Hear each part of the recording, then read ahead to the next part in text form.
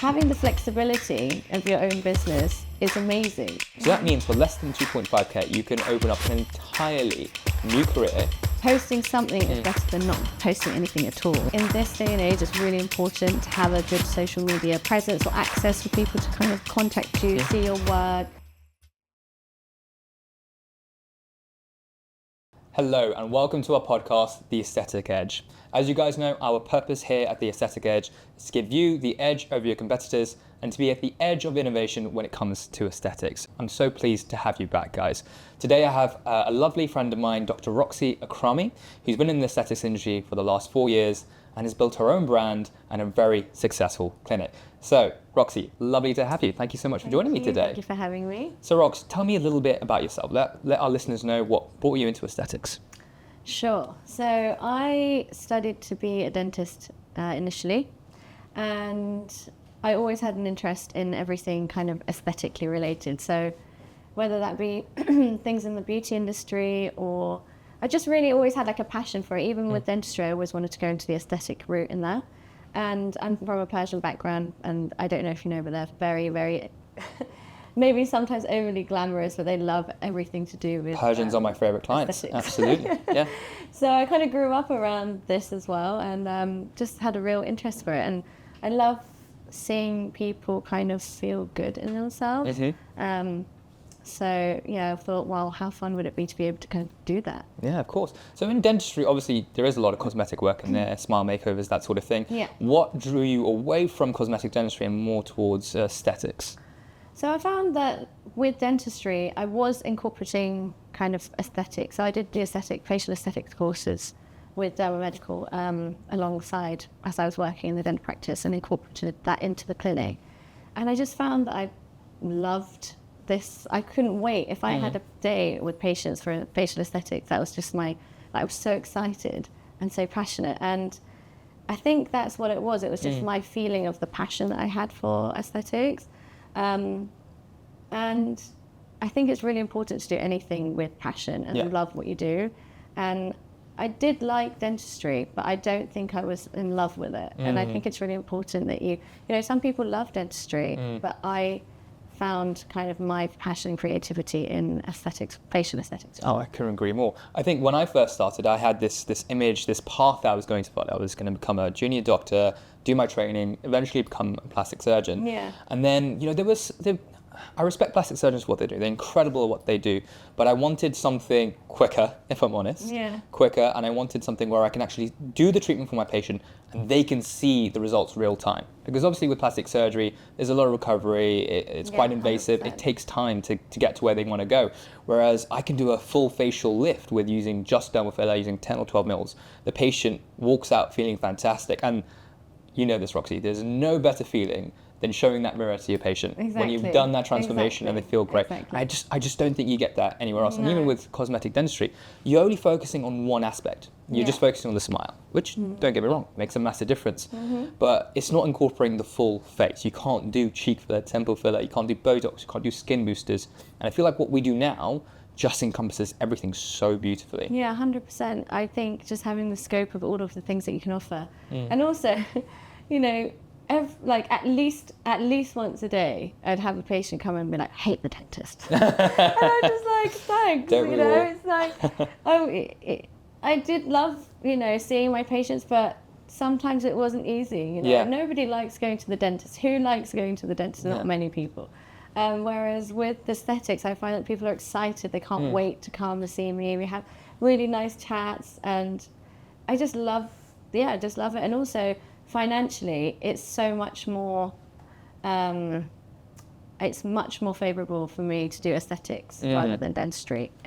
This is interesting because I always thought, so my background is that of a doctor, I always thought the smartest doctors were dentists because dentists are the ones who realise that dentistry generally offers better flexibility and they earn more. So me and everyone I know that's not a dentist, we all think that dentists earn quite a significant amount. Is that not the case then? I think, dentists do have a good income. It's not to say that they don't. I think it depends on the practice, what you specialise in. It does take years to get to, if you want to specialise in something, a lot of hard work. If you're, working in the NHS, you have to work really, really hard, see a lot of patients, it is really it is a hard job. It's not easy. And I think you can earn the same money, if not more, way more, easier in facial aesthetics. I mean, that's what I found. And there's a lot less equipment as well, isn't there? Because when you go to the dentist practice, there's all sorts of things that I have no idea, torture devices as I like to call them. And there's so many things there's so much input that you need to do before you can actually open up your successful dental practice. And then of course it's the running of the dental practice itself, it's the lease of the property, it's the equipment, it's the training that you have to do. So there's a lot of upfront cost. Whereas I feel, anyway, with aesthetics, that for under £2,000, you can be fully equipped for everything with aesthetics. You can rent a room for £15 an hour. You can get insurance through Derma Medical at a cheaper rate at perhaps £420, £450. So that means for less than 2.5k, you can open up an entirely new career, and you can make that money back within a few months if you know what you're doing. Yeah, 100%. Dentistry. I always thought when I came out of dentistry, I'm going to set up my own clinic, and then I'm going to do facial aesthetics in it as well. I'm going to do this and I'm going to do that. But the amount of difficulty involved in opening a dental practice, it's not just getting the space, it's getting the right licenses. The CQC can be really, really tricky with dental practices as well. And it's, there's so many things that you need to take into consideration. But like you said, with the facial aesthetics, I'd literally, all you need to do is get the room, get your equipment, and you're all good to go. There's not too much. Of course, you need to get your insurance and you need your, certificates and everything like that. But I mean, in terms of actually setting up a business, it's so much easier. It's fairly quick, isn't it? You mentioned finances before. One thing I find really frustrating in most businesses, whenever you're trying to learn about something, people are always vague about money. They never actually talk about the figures. And I feel like as a listener, you need to know what this is all about. So we talked about a little bit about the upfront costs. I want to talk about in terms of what you can feasibly earn. So I know for a fact that within 2 to 3 years, I think it's completely feasible to create a six-figure business. And I know in 5 to 10 years, completely reasonable to raise a 7-figure business. Would you say that's accurate? Yeah, I would, yeah. Yeah, absolutely. And it doesn't require that much work. I can honestly say that in the last 5 years since I've been in aesthetics, I've enjoyed my life. Yes, I don't know about same. you, Roxy. I think we've discussed this before. I've enjoyed my life. I've watched my family grow. Yeah. I've been able to travel. I've been able to spend quality time with my family and friends. I've enjoyed my life. And yes, I've taken certain time to try and improve my business and to grow my business, but it's not like it's taken over my entire life. Yeah. It's given me time to enjoy my life. Exactly. So I don't want people to think that, oh God, it's a lot of effort to open up a limited company, to open up your own clinic, because as long as you have daily goals, weekly goals, monthly goals, yearly goals, and you do take tiny little steps to achieve them, then actually it's completely feasible to make that 6-figure business within 2 or 3 years. Would you agree? Yeah, 100%.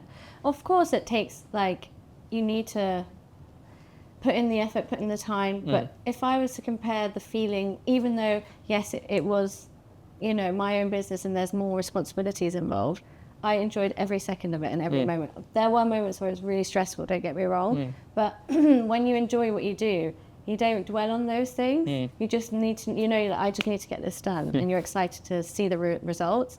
Whereas when I was kind of working in dentistry, I worked in a really nice practice. They were very lovely people, good clinic, good people. But, so sorry, I used to really go to work with anxiety every day.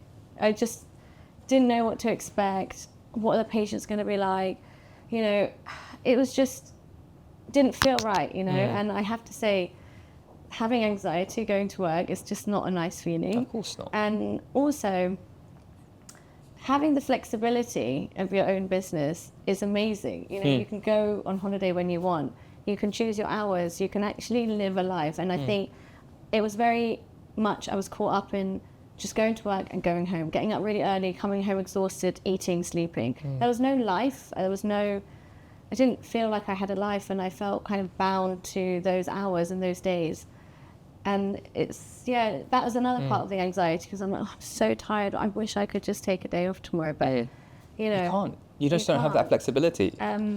But where it's your own business, it's such a good feeling just to know that you have the flexibility and you don't have to answer back to someone and explain if you're feeling burnt out or something. You just can do what you feel is right for you. I remember the pressures being put upon me when I was a junior doctor by everyone. I'm talking senior doctors, I'm talking nurses, I'm talking bed managers, and no offense, they're doing what they need to do because they have pressures from their higher ups. Yeah. But now I do what I like. If I can't see a patient because I have an important event, I just message that patient and then we move it, and it's absolutely fine. Exactly. It's just I don't feel that pressure anymore, and that anxiety that you feel. I can resonate with what you're saying there because I felt that every morning as well. I used to get up, and it was even worse when it's messing with your body clock as well. Because I used to do night shifts, and we're not built to do night shifts, and I don't think anyone needs Botox that bad. Going to their jobs and think, wow, going to an office, just relax, sitting there. Not having to deal with because it is stressful being in healthcare, because especially I'm a very empathetic person and I care about every single patient and I worry about them. So when I get home, I was also worrying about every single patient and thinking, are they okay? Does their teeth hurt? Because I know they're nervous as well, it makes it more. So I was kind of taking that on, and that would also make me really anxious. But now I'm super confident in what I do. I know that whatever risks there are, how to deal with them, and that the patients, it's really rare to even have complications, to be honest, especially when you get more familiar with doing all the treatments. So I don't feel that anxiety anymore. If anything, I always get messages like, thank you so much, I love it, I feel amazing, I feel great. The positive reinforcement there is just so different. Essentially, you say that I had a delegate just the other day, and she's just getting started out, so she doesn't have the confidence that we have. Yeah. Do you have any tips for these delegates who are really worried about the lumpy, bumpy filler, the vascular occlusions, and for those guys who haven't been in the industry very long, they have that anxiety that you're talking about. Yeah. So do you have any advice for them as to how they can improve that anxiety and have a good night's sleep? Yeah, 100%. I would say, first of all, when it comes to the anxiety side of things, we've all been there where we start off and we're stressed and we're like, how's it gonna be? I'm not gonna lie, when I finished the courses and I started doing treatments, there were some times where I was like, am I doing it right? You overthink things, and all I want to say is it's totally normal to have complications, especially in the beginning, and you just have to keep going. You have to go through it, because if you don't go through the hard bits and if you don't get the complications, then you'll never learn and you'll never, get better at what you do. So we all go through things that may not go well, but we learn from them and then we grow. And that's definitely, been the case for me. I've had lumps and bumps and then I've had to deal with it, and I'm like, oh, it wasn't that bad. When you actually deal with it, you're like, oh, okay, that was easy. And then it doesn't scare you anymore. So I think just going for it, don't dwell on the negatives. Just be excited and passionate about what you do. Do it in the safe techniques that you've learned. If anything happens, just remember there's always a solution. So what's the worst case? Botox wears off. What's the worst case? It wears off.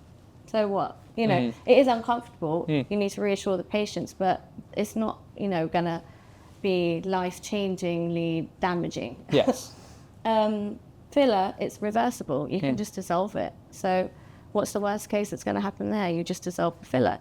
And in regards to vascular occlusions, I think it's really important to emphasize that they're not common. So I think just bearing that in mind, I know it's a scary kind of, I was scared of it, to be honest. And I think if you get a vascular occlusion, I think it was for me 3 years into aesthetics, so it's not a common thing, but it was always on my mind. And then I got that indirect vascular occlusion, and then I was really nervous, and I dealt with it with the help of, just support, emotional support with friends, colleagues, and then when I dealt with it, I was like, oh, that was so easy. It was so much easier than I thought, but all these years I was just stressing about it, and then when I dealt with it, it was solved within a matter of hours, maybe. Absolutely. Or, obviously minutes, but hours for the patient to feel much better. And when you think about the statistics of a vascular occlusion, first of all, it's only 1 in 100,000 anyway with a medical practitioner, and obviously 1 in 25,000 with a non-medical practitioner. So the odds there are very clear as to why you should go for a medical practitioner. But also, not only is it super rare, if it were to happen to you, it's completely treatable, as long as you've done a good consultation. And that's why our delegates at Derma Medical leave feeling confident, because they know how to recognize it and they know how to treat it. Exactly. Can you talk us through your vascular occlusion that you had? Because I think it'd be really interesting for our listeners. Definitely. So, like you said, I think as long as you are aware of what to do, where's safe to inject, I think that's the most important thing with aesthetics. So you're comfortable with what you're doing. Lumps and bumps and all these things happen to the best injectors, the most experienced injectors. It's not just, those who begin. It can happen to all of us. But in terms of my vascular vascular case, yes. occlusion, so I had done. It's interesting because she didn't even come in for this treatment, but she was really concerned about her nose. But we were doing like a Botox and a lip filler. And I could see that she really wanted to have the nose, but she couldn't afford it. So I said, you know what, I think it'll be a great before and after as well. And I thought, why not? I'd love to make her happy. And she's been going through a lot. So I was like, I'll do your treatment as kind of I don't advise this, by the way, but I just felt like I wanted to do something for her. So I did her nose filler and everything was fine. Capillary fill was fine, it looked amazing, she was really happy. And then when she got home, like that evening, she started to feel some pain and tenderness, which is normal. Which is normal, It's normal. Absolutely. And she sent me a picture, nothing seemed too alarming. And then I asked her to kind of keep an eye on it, keep me updated. And then I spoke to her the next day. She said she had really bad pain. So I thought, okay, if it's really bad, constant pain, if it's not just when you're touching it and it's really, really bad and it's getting worse, that's a bit alarming for me. So I asked her to come into the clinic the next day and I could see that it was indirect vascular occlusion. So the pressure at the tip of the nose from the filler and the swelling that had occurred was kind of obviously causing this occlusion. So not directly, but indirectly. So, because I'd never dealt with it before, in that moment I was like, oh my goodness, it's happened. And then I knew what I had to do. So I got the hyalase out, did an emergency dilution and just flooded the area, massaged it, flooded the area. And, next thing you know, the capillary refill is normal and everything was fine the next day. So it was dealt with, but it was just in that moment, the stress of, okay, so what do I do? And then it was dealt with. Then your training kicks in. And now I'm not scared of a vascular occlusion anymore. It has to happen to you before you really know that you can deal with it. Exactly. And you don't really trust hyalase until you use it. And I've done the experiment myself. It's on my socials where I've actually put hyalase into filler and you can see it turn to water. When you do that, then you feel confident that you'll be able to treat it. Exactly. I also had a vascular occlusion for the first time probably about 6 months ago, something like that. Oh, did you? But the problem was I was actually out of the country when I arrived. So obviously that was the way it was going to happen. So I was working in one of my central London clinics where there's other doctors who work there as well. I was treating a 72-year-old chap. And he's had plenty of treatments with me before. We have a great relationship. And he had really deep nasolabial folds. So I decided to do a dual layer approach where I used RHA4 rather than RHA3. So I was using a thicker product. I've done this before. I've had really good results. So I was happy to move forward with it. I did 1 mil on the piriform fossa, on the bone, periostally. So obviously I was far away from the angular artery, which runs in the superficial plane. I also used a cannula approach when I went into the superficial and deep plane. So effectively, I was triple layering. Now, the patient had a really great result afterwards, was really happy. He went home and it was only 2 days later, at which point I was in Dubai, and he messaged the clinic letting them know that he had some pain, some discomfort. And immediately I had a video consultation with him and I established that he did have a left-sided vascular occlusion, indirect like you as well. Obviously we both know direct occlusions are very, very rare, but this indirect occlusion, which essentially was the filler that was compressing the vessel from the outside, impeding blood flow, led to some discoloration around the skin, but also some pain. He was obviously concerned, but he had already had an idea of what was going on because I talked to him beforehand.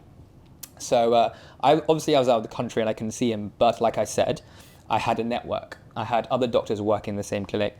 And one of the best pieces of advice I can give to any delegate starting off in this industry is make sure you have a good network. Make sure you have colleagues who are also in the industry who can cover you if you were to go on holiday. And in the same way, you can cover them when they're on holiday. And it just gives you that added safety blanket. Yeah, definitely, because you don't want to that gut-wrenching feeling. Yeah, And then of you're like, being what do I alone do? in Do this I fly industry. back?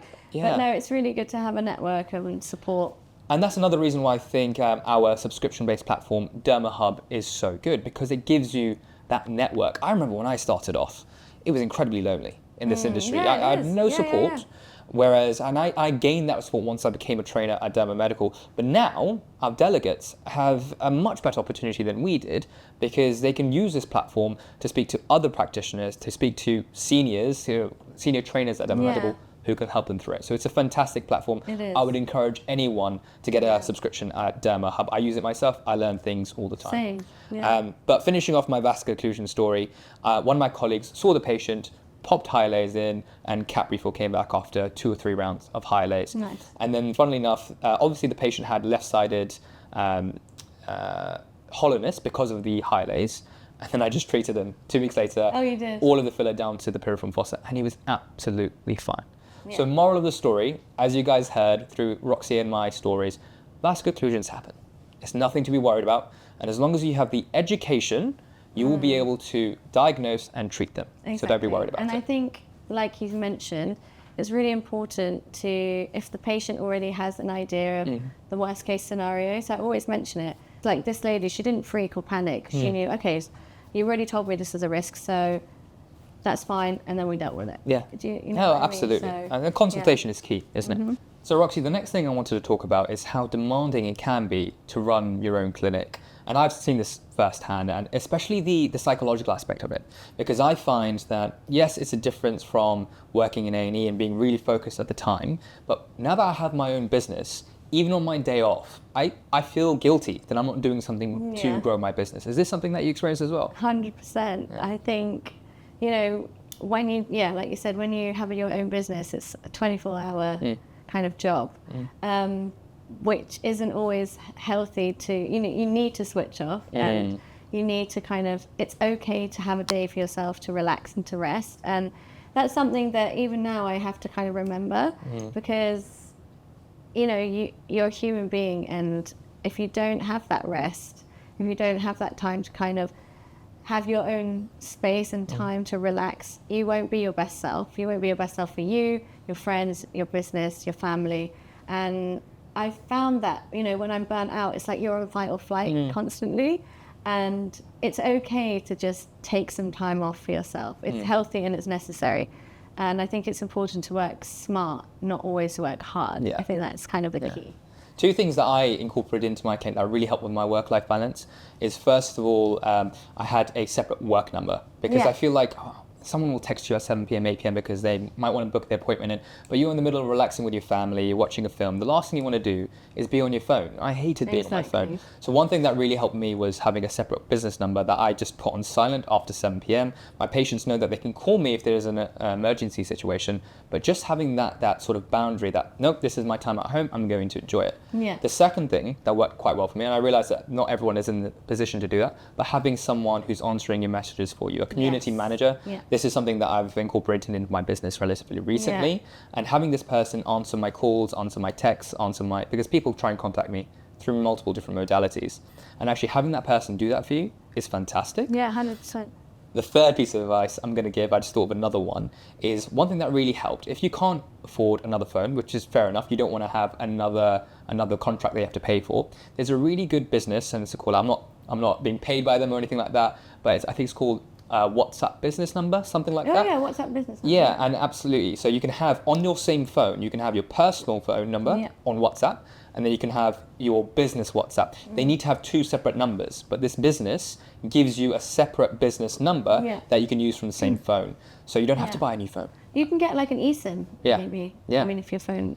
So there's a couple of different ways you can do it, but actually it really helps having that boundary, doesn't it? Yeah, 100%. And I think, just delegating sometimes. Yeah. I know, in the beginning it can be difficult if you're setting up and it is an extra cost. You're by yourself, you're your own accountant, you're your own marketing person, I'm not gonna everything. lie, in the beginning, with the social media aspect of things, I was like, I've got such a perfectionist attitude. I kept thinking, I'm gonna post it myself, I'm gonna post it. I'm so busy at work, I get home, I'm exhausted, and I'm like, I'll do it tomorrow, tomorrow, because I wouldn't post it unless it was perfectly done and, everything's set out. And you know, sometimes just getting it done is more important than being perfect. Oh, 100%. And so I thought, you know what, I'm going to invest, I'm going to delegate. And that investment always brings back more customers and clients, because posting something is better than not posting anything at all. Yeah. And I think in this day and age, it's really important to have a good social media presence or access for people to kind of contact you, see your work, and feel comfortable, if you know what I mean. And see who you are, your personality. Exactly. Just to see, and I think that is such a big part of your business, you. And yeah, so hone in on what you're good at. So I think that my skills lie within the injecting side. I'm not a marketing expert. No. I'm not good at social media. Yeah, absolutely. So, and like you said, it's important. Your time is so, that's probably the most expensive, most valuable quality. I couldn't agree more. So if you can delegate just someone a few hours a day to get back to your messages as well while you're at work, it will help to have better quality of life. Even virtual PAs, they can be really good, because I used to think it was £20 an hour and you would have to pay them that for the entire working day when they're scheduled. But the way it works is, which is something I've just found out recently, is that they only bill you for the time that they use. So if they bill you for might bill you for 1 minute, because they took 1 minute to respond to a patient. So actually it's nowhere near as expensive as people think it is. Yeah. And that just gives you the time. And this is why we got into this industry, isn't it? Yeah. Because I felt like my entire time was spent studying and doing the shifts. Whereas now I do have more time. Yes, I feel a bit guilty that I'm not doing something to grow my business, but that gets less and less every day when I delegate. 100%. I couldn't agree with you more about the delegation.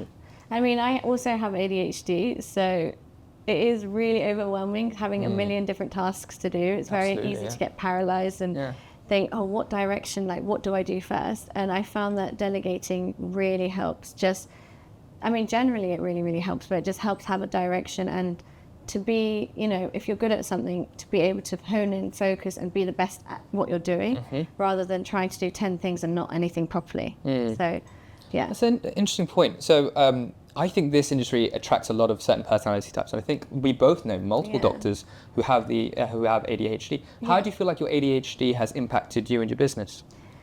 I think in the beginning it was really, really difficult, because, like I said, there's so many tasks, and it's also quite overwhelming, where to begin, what to do. But I think it's also really, really helped me in the sense that I took that risk, and I don't have such a logical brain all the time. I sometimes have more of an emotional brain as well.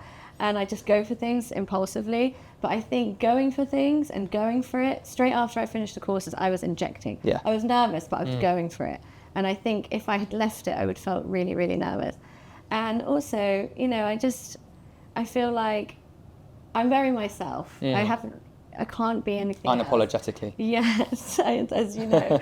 And I think people and patients and clients really value and connect with you when you're yourself. And like I was saying, it's not just a business. This is, a relationship that you're building. That my patients and my clients that I have, they come back to me because of the relationship. They tell their friends. The biggest asset I have is word of mouth, and the trust, and just being yourself, being real, and them knowing that you have their best interests at heart. Absolutely. Yes, it's a business and we need to make money, but honestly, my first priority is my patient being happy and getting a good result. So Roxy, one of the key strategies you've talked about to grow your clinic has been delegation. What are some of the other key strategies you've implemented in order to get your business where it is today? Yeah, so I would say, I think patient experience is a huge part of it. So, giving them the best journey with you, whether it be from little things like having a nice kind of smell when they come into the clinic, and a nice warm greeting and a welcome. Everything's clean, I think just little things that make you feel, this is nice, relaxing music. Sometimes I just say, I feel so relaxed in here, which always sets the tone.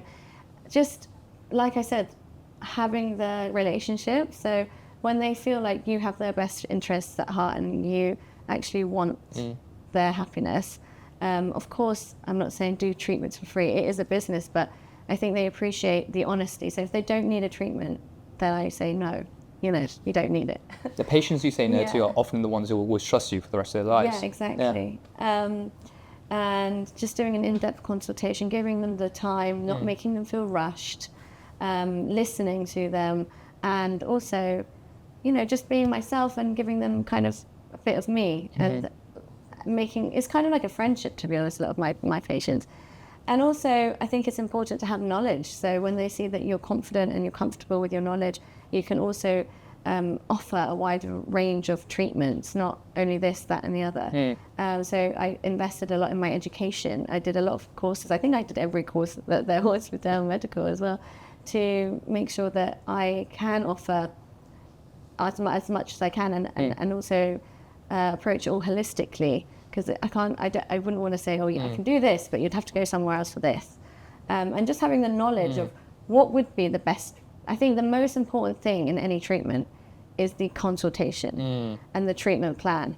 When you've got that, I think the outcome that's the easy part, just doing it, and then just having that patient know, okay, this person knows what they're doing, and I trust them wholly. And then that trust is their face at the end of the day, or, your body, and you don't want to mess around with that. So when you trust someone, you tend to go back. So I couldn't agree more with you with the education aspect, because people often ask me, Rosh, what would you do differently if you had to restart it all over again? And I think the one thing that I would say is investing in the education early, because doing things like nose filler and teardrop filler, the more advanced procedures, it brought so much extra income into my clinic. And what I found was, if I wasn't able to offer these sort of treatments, then I would not be employable to the large clinic corporations, which did end up giving me a lot of experience in the industry. But not only that, like you said, if a patient wants to have nose filler and they're coming to you for Botox, if you're not offering nose filler, they're just going to go to the next person, and they'll stay with that person for their nose filler, for their Botox, for their skin boosters, for everything. So if I had just done my more advanced procedures or courses a little bit earlier, I think my client list would have been significantly bigger now.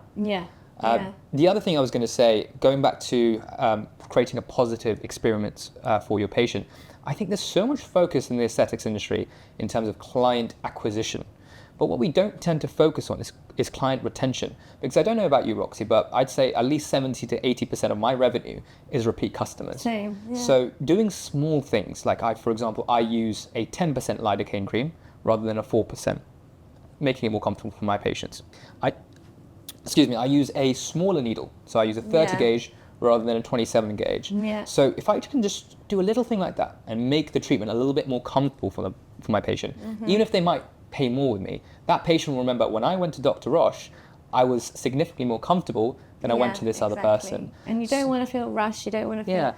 And for example, like you said, there are needles that, for example, a box is like £3-4, and there's needles that are like £100 a box, because they're thinner and they're more comfortable. And yes, it is more of an investment, but that patient's experience is going to be less painful for them, and less painful, traumatic, less bruising, less chance of vascular occlusion. Sometimes it's just, I would say always have good intentions and good ethics, and the good will also come back to you. So that's my thought. And on that very wonderful note, I think it's time to end our podcast. Guys, thank you so much for listening today. It's been a really interesting conversation. Roxy, thank you so much for coming in. Guys, don't forget to like, share, and subscribe. We want to get this information out there. We want everyone to benefit. We want everyone to have the aesthetic edge. Thank you so much for listening, and we'll see you next time.